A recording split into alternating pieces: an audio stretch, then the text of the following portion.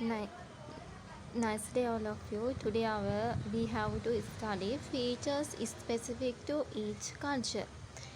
Culture එකෙන් culture එකට specific වුණ විශේෂ වුණ ලක්ෂණ ගුණාංග ගැන තමයි කතා කරන්නේ.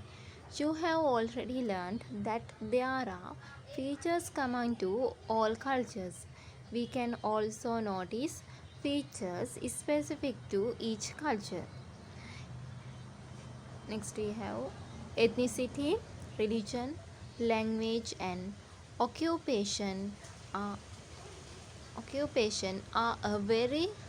a few factors that bring about differences between one culture to another. එක කල්චර් එකක් තව කල්චර් එකකින් ඩිෆරන්සස් වෙන. ඒ කියන්නේ වෙනස් වෙන කරුණු විදිහට අපිට ගන්න පුළුවන්. ethnicity ජාතිය, රිලිජන් ආගම, ලැන්ග්වේජ් භාෂාව, ඔකියුපේෂන් රැකියාව, එක එක සංස්කෘතියෙන් සංස්කෘතියට වෙනස් වෙන රැකියාවන් තියෙනවා, ඊට පස්සේ භාෂාවන් තියෙනවා, ආගම් තියෙනවා, ඒ වගේ දේවල් තියෙනවා. ඒවෙන් වෙනස් වෙන්න පුළුවන්. For example, Sri Lanka consists of many ethnic groups such as Sinhala, Tamil, Burgher and Malay. උදාහරණයක් විදිහට ගත්තාම අපේ ශ්‍රී ලංකාවේ කන්සිස්ට් කියන්නේ අඩංගු වෙනවා ethnic groups ජාතීන් විදිහට විවිධ ජන වර්ග කණ්ඩායම් විදිහට සිංහල, මුස්ලිම්, තමිල්, බර්ග වගේ මැලේ වගේ ජාතීන් ethnicities. It can be pointed out that every ethnic group has its own culture and cultural features inherent to it. ඔය හැම කල්චර් එකකටම හැම ආගමකටම හැම ethnicity group එකකටම විශේෂ වෙච්ච කල්චර් එකක් තියෙනවා. Next we have to study reasons for cultural diversity. Reasons for cultural diversity. ඒ කියන්නේ cultural diversity එකට සංස්කෘතියේ වෙනස්කමකට diversity කියන්නේ විවිධත්වය. විවිධත්වයකට හේතු මොනවාද? සංස්කෘතිය විවිධ වෙන්න හේතු මොනවාද? ඇයි මෙහෙම විවිධ වෙලා තියෙන්නේ? First one, ethnicity, religion, language, occupation, lifestyle. ethnicity එක ජාතිය වෙනස් වුණාම ඒක ජාතීන් වෙනස් වුණාම ඒක එතන diversity එකක් තියෙනවා. වෙනස්කමක් තියෙනවා. religion එක වෙනස් එක ජාතීන් මේ ආගම් ජීවත් වෙනකොට එතන අන්න diversity එකක් තියෙන විවිධත්වයක් වෙනසක් තියෙනවා. language නැත්නම් විවිධ භාෂාවන් කතා කරනකොට එතන diversity එකක් තියෙනවා. occupation විවිධ රැකියාවල් තියෙනවා. එක එක රැකියාවල් කරනවා. එතකොට එතනත් occupation එතකොටත් diversity එකක් තියෙනවා. lifestyle ජීවන රටාව. මිනිස්සුන් එක එක්කෙනා ජීවත් වෙන ක්‍රමවේදය වෙනස්. එතකොටත් එතනත් cultural diversity එකක් දකින්න පුළුවන්. Then have one culture differs from another culture based on the factors such as religion, language and occupation. එක කල්චර් එකක් තව කල්චර් එකකින් වෙනස් වෙන්න පුළුවන්. ප්‍රධානම දේවල් විදිහට ගන්න පුළුවන් ethnicity, religion, language and occupation කියලා දේවල්. The ability to distinguish one culture from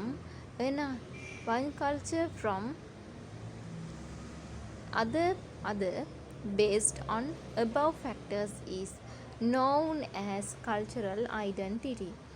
මේ cultural identity කියන්නේ සංස්කෘතික අනන්‍යතාවය. ඒ කියන්නේ එක සංස්කෘතියකට අඳුනා ගන්න පුළුවන්. අපිට මෙන්න මේ සංස්කෘතිය කියලා හඳුනා ගන්න පුළුවන් විදිහක් තියෙනවා. අන්න ඒකට තමයි cultural. එතන කියන the ability කියන්නේ හැකියාව.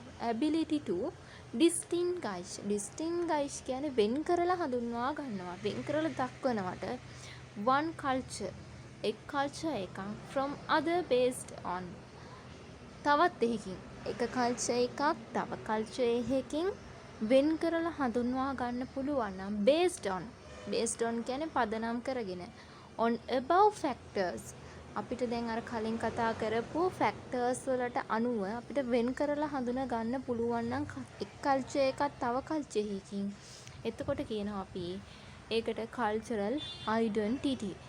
ඒ කියන්නේ සංස්කෘතික අනන්‍යතාවය. ඒ කියන්නේ දැන් අපි කලින් කතා කරපු ethnicity, religion, ඊට පස්සේ ඔකියුපේෂන් ලැන්ග්වේජ් වගේ යන්නේ එක් කල්චර් එකක තියෙනවා නම් ඒක තවත් කල්චර් එකක වෙනත් ලැන්ග්වේජ් එකක් වෙනත් රිලිජන් එකක් වෙනත් එත්නිසිටි එකක් නම් තියෙන්නේ ඒ කල්චර් එක අනිත් කල්චර් එකකින් වෙන් කරලා හඳුන්වා ගන්නවට කියනවා cultural identity කියලා. Turn the next page, page number 80, 83. We have to study. Then it is essential to identify this cultural identity when we live in a multicultural society. It is essential. ඒක අත්‍යවශ්‍යයි to identify. හඳුනා ගන්න this cultural identity. මේ සංස්කෘතික අනන්‍යතාවය. මේ සංස්කෘතියේ තියෙන අනන්‍යතාවය කිව්වම ඒ කියන්නේ එයා කොයි වගේ සංස්කෘතියද කියන එක හඳුනා ගන්න එක අපිට අත්‍යවශ්‍යයි. When we live in a multicultural society. අපි මේ multicultural කියන්නේ සංස්කෘතීන් ගොඩාක් එකතු වෙච්ච society එකක ජීවත් වෙනකොට අපි දැනගන්න ඕනේ මේ culture එකේ මෙන්න මේ දේවල් තියෙනවා. මේ culture එකේ මේ දේවල් තියෙනවා. අන්න ඒ විදිහට. Identifying cultural features and respecting them and not condemning them should be of paramount importance in such a society. මොකද්ද මේ කියන්නේ? Identifying cultural features. ඒ කියන්නේ cultural features හඳුනා ගන්න ඕනේ. සංස්කෘතියක තියෙන ලක්ෂණ ගුණාංග හඳුනාගෙන respecting them ඒවට අපි ගරු කරන්න ඕනේ. ඒ කියන්නේ features විදිහට ethnicity, religion අන්න ඒ වගේ දේවල් language අපි ඒවා හඳුනා ගන්න ඕනේ. දැන් අපේ කල්චර් එකයි තව කල්චර් එකක් තියෙනවා. ඒ කල්චර් එකේ තියෙන ethnicity, religion වෙනස්. ඒත් ඒ වුණාට අපි ඒවට respect කරන්න ඕනේ, ගෞරව කරන්න ඕනේ. And not condemning them. condemn කරන්න හොඳ නෑ. condemn කරනවා කියන්නේ ඒ කියන්නේ නොසලකා හරිනවා, මේ කොන් කරනවා වගේ ඒ වගේ දේවල් කරන්න හොඳ නෑ. not condemning. condemn කරනවා නෙමෙයි not condemning.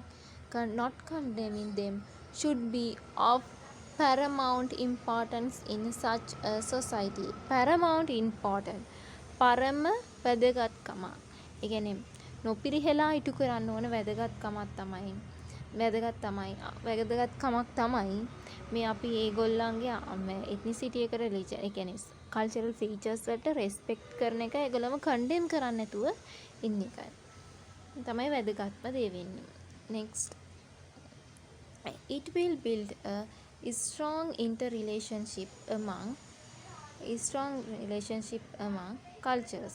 එතකොට මේ it will build එය ගොඩනගනවලු strong interrelationship. strong කියන්නේ ශක්තිමත්, හොඳට ශක්තිමත් වෙච්ච අන්තර් සම්බන්ධතා.